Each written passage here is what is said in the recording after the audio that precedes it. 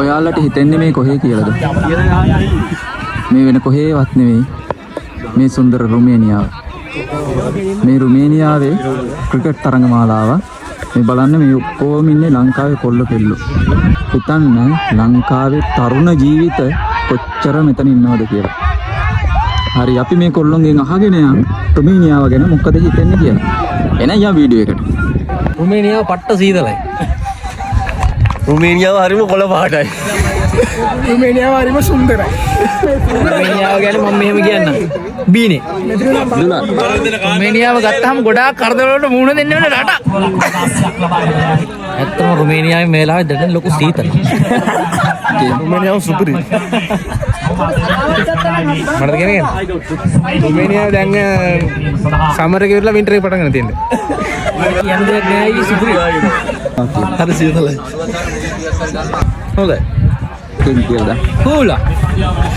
ඇත්තටම ඉතින් හොඳ රටක්. රටවල් දෙක කම්පෙයාර් කරපුවම මෙතන රුමේනියාවට 90ක් දෙන්න පුළුවන්. ලංකාවට 40ක් වගේ දෙන්න පුළුවන් සුපිරි. එල් තද. නියමයි. රුමේනියාව ඔක්කොම මේ හොදන්නේ රුමේනියාව කියන්නේ ලස්සන රටක්, ලස්සන මිනිස්සු ඉන්න රටක්. හරිම ලස්සනයි රට. රුමේනියාව ගැන මොකද හිතෙන්නේ? මේක තමයි. හොඳයි හරි හොඳයි. සතුටුයි. ඇත්තටම රුමේනියාව සරලයි සනීප. දැන් හොඳටම සනීප. ලංකාවේ මේ ඉන්නේ හොඳටම ලංකාවේ සනීප. ගන්න බැරි දේවල් මෙහෙ ගන්න පුළුවන්. ඒක තමයි වටිනවා. ලංකාවට යන්නේ කියන රුමේනියාව කියන්නේ ඉතින් සුන්දර රටක් ඇත්තටම ලස්සන රටක් ජීවිතේ ගොඩක් දියුණුවෙන්න පුළුවන් රටක්. ඉතින් ඒ වගේම හම්බ කරලා අපිට අපි ශ්‍රමයෙන් හැමදේම කරගෙන ජීවත් වෙන්න හොඳ රටක් ඉතින්. හැබැයි මෙයා හැමදාම අපි අමාරුවේ දාන පොඩ්ඩ ඒකයි වෙලා තියෙන්නේ නැත්නම් සංක ගිහිල්ලා.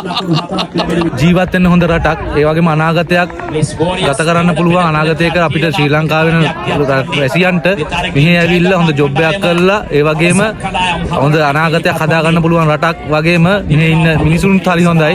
අපිට ගොඩක් සහයෝගය දෙනවා. මම කියන්නේ ඔයාලට ආරාධනා කරන රුමේනියාව වගේ රටකට එන්න කියලා.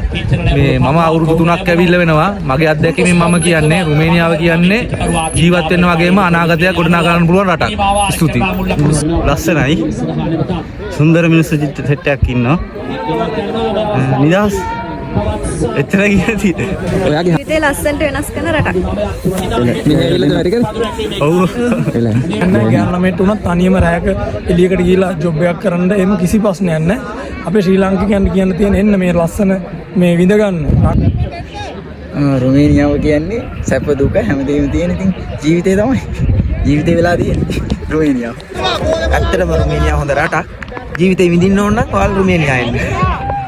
වස්තු ඉතින් රුමේනියාව ගැන මේ වෙලාවට පට්ටම සීතල දැන් කියනවනම් ඉතින් රුමේනියාව ඇත්තටම හොඳයි. අවුලක් නැහැ. ඉතින් මම 2015 වෙනි රුමේනියාවට ආවේ.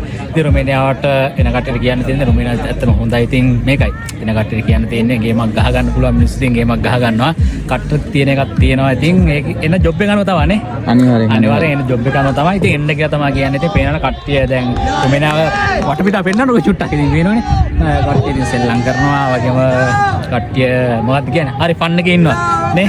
අනිවාර්යෙන්. දෙවන පන්දුවාරේ ගහගන්න කට්ටිය ගේමක් ගහ ගන්නවා. ඉතින් නැති කට්ටිය නෑ. ඉතින් එන්න අනිවාර්යයෙන්ම ගේමක් ගහ ගන්න. ශාන්ත කෙනවා තිබෙන්නේ වෙන හොඳයි. එතන කියනවා. අනිවාර්යෙන්. උట్లా කෙල්ල කරා